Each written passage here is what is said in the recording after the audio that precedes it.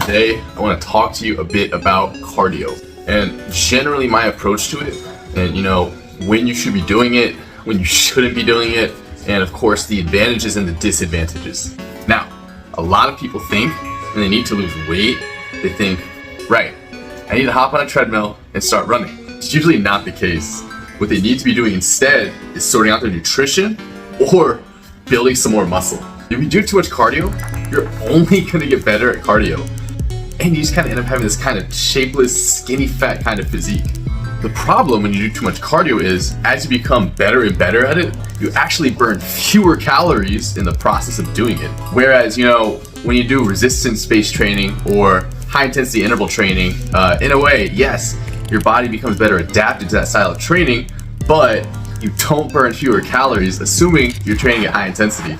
Also, when it comes to cardio, you want to be thinking in terms of fat loss, not weight loss, okay? Your goal shouldn't be to lose weight, because weight can be lost in the form of body fat, lean body tissue, such as muscle, right? You don't want to lose muscle. The key is to maintain as much muscle as possible, right? That's what's going to allow you to have a high basal metabolic rate, along with maintaining strength in your physique, looking as good as it can be, okay?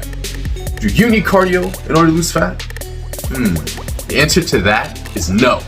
Yes, it can be a useful tool in the process of speeding things up in order to burn fat and to get the body composition you want. However, it is not essential. When it comes to fat loss, you want to use a number of different approaches in order to reach your goal. So you want to be doing resistance training, you want to be doing high intensity interval training, and you want to be doing some form of low intensity steady state cardio. So it's kind of a combination of everything to try to get you to where you want to go. So the advantages of low intensity steady state cardio are, one, it's easy to do. You don't need a lot of skill to perform it. And number two, it's very unlikely that you'll injure yourself doing it. As long as you're not doing a deadlift or a heavy squat that you've never done before, okay, it's very unlikely. Number three, it's low intensity. So it's not gonna be very stressful on your central nervous system, which can be extremely advantageous if you already follow a pretty rigorous protocol in the first place, which is very draining on your CNS.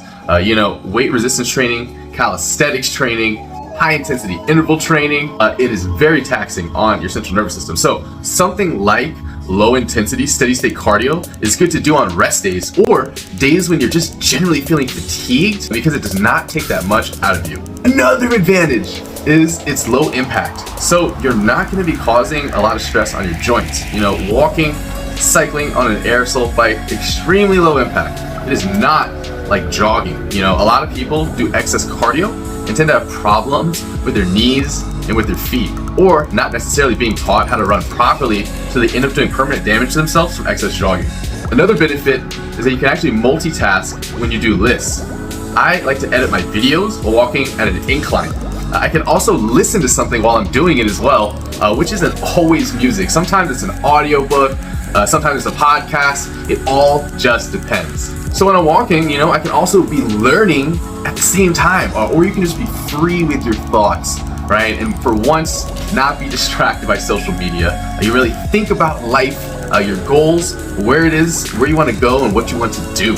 The advantage of low intensity steady state cardio is it actually reduces the amount of muscle breakdown because it is very low impact, very low intensity. So how would you implement low intensity steady state cardio into your regime, or if any cardio at all? First of all, you need to decide what your goals are. So if your goal is to put on some size, put on some of that muscle mass, okay, then cardio really isn't gonna assist you with that goal.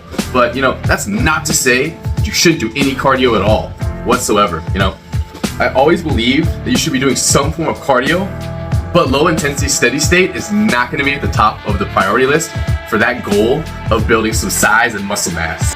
When it comes to fat loss, if that's one of your goals, then you need to sort your nutrition out, okay? That is the number one priority, all right? Don't start thinking about the type of exercise you need to start doing in order to lose, weight or body fat. You want to be able to try and reduce your body fat by doing as little cardio as possible. And usually, you just really need to polish and refine your nutrition in the first place, okay? Furthermore, I have evidence to corroborate these claims straight from the Arnold Bodybuilding Encyclopedia, which clearly states that athletes saw the biggest shifts in their physiques and their performance after the total optimization of their dietary protocols, respectively. So if you eat crap, stop eating crap. If you're over consuming calories, then look at your daily intake and just drop it down a little bit. And be a little bit more sensible for the types of foods that you're eating, okay? If your diet's made up of 70% carbohydrates and very little protein, then you need to change that around, okay? You need to bump up your protein, lower your carbs, and maybe your fats too, all right? It's completely dependent, of course, on the individual, but you still need to reassess your nutrition in order to assist with your goal of losing fat. You also need to look at what your training has been like in the previous few weeks prior to starting your new regime. So, if you haven't done anything whatsoever and you're sedentary, you don't need to start doing 5 sessions of cardio a week, right? That's just way too excessive. If you start off with a relatively new regime, I would start introducing maybe 2 to 3 sessions a week and sort out your diet. And then, as the weeks go by, right, maybe add another resistance-based training session, maybe add another, cardio session or low-intensity steady-state session, and maybe add 1 high-intensity interval training session, okay? The key is to gradually increase your output each week, okay? You don't want to be drastically cutting your calories or drastically increasing your output because it's unsustainable and you're going to feel like crap, which is just a no-no. Right, guys, I'm going to keep this video short and sweet for now, and I'm going to upload another one tomorrow. But I got a little bit more about my approach to cardio along with different forms of low-intensity steady-state cardio that you can be incorporating into your program immediately. So, thanks again for watching. Don't forget to like, subscribe, holla back at your boy. Stay tuned.